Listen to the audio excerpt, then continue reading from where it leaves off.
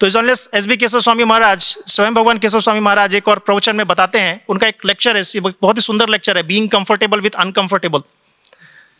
सो वो बहुत ही सुंदर लेक्चर है।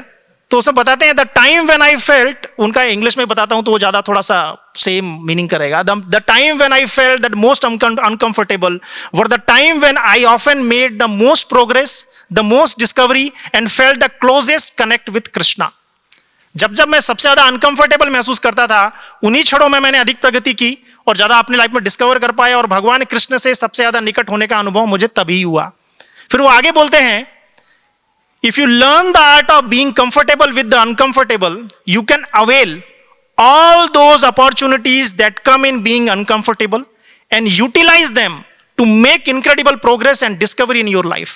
कि अगर आप अनकंफर्टेबल परिस्थिति में भी सहज रहने की जो कला है वो सीख लेते हैं, तो जो अनकंफर्टेबल परिस्थितियों में जो अवसर आते हैं उनका आप लाभ उठा सकते हैं और अपने जीवन में अद्भुत प्रगति कर सकते हैं। और फिर महाराज आगे बोलते हैं, इस भौतिक दुनिया की समस्या यह है कि हम जिस तरीके से कंफर्ट को देखते हैं ना, एक्चुअली वही हमें अपने जो वास्तविक क्षमता है, जो एक्चुअल पोटेंसी है ना, उसके पास पहुंचने से रोकता है। बिकॉज हम अपने कंफर्ट जोन में चले गए, हम चैलेंज नहीं कर रहे हैं अपने आप को, है ना। जिस प्रकार हम आराम ढूंढते हैं वह ना तो सस्टेनेबल होता है, कि हम कंफर्ट अपना देख लेते हैं कंफर्ट है, वो तो सस्टेनेबल भी नहीं है और प्रोग्रेसिव तो बिल्कुल भी नहीं है, बिकॉज हम वहां पे रुक गए। तो महाराज क्या बोलते हैं, इसलिए भले ही 99.99% लोग आराम की तलाश में लगे रहते हैं, लेकिन यदि वह आराम गलत तरीके से तलाशा जाए तो उसका अंतिम परिणाम यही होगा कि वो व्यक्ति को दुखी कर देगा।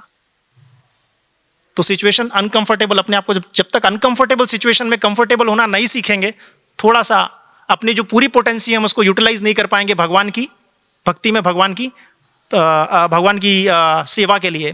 तो इसलिए क्या करना है, हमें अपने आप को धक्का देना होगा, थोड़ा सा पुश करना होगा, और अपने गुरु श्रील प्रभुपाद को प्रसन्न करने के लिए अपने कंफर्ट जोन से बाहर आकर अन्य लोगों को सुखी बनाने का प्रयास करना पड़ेगा।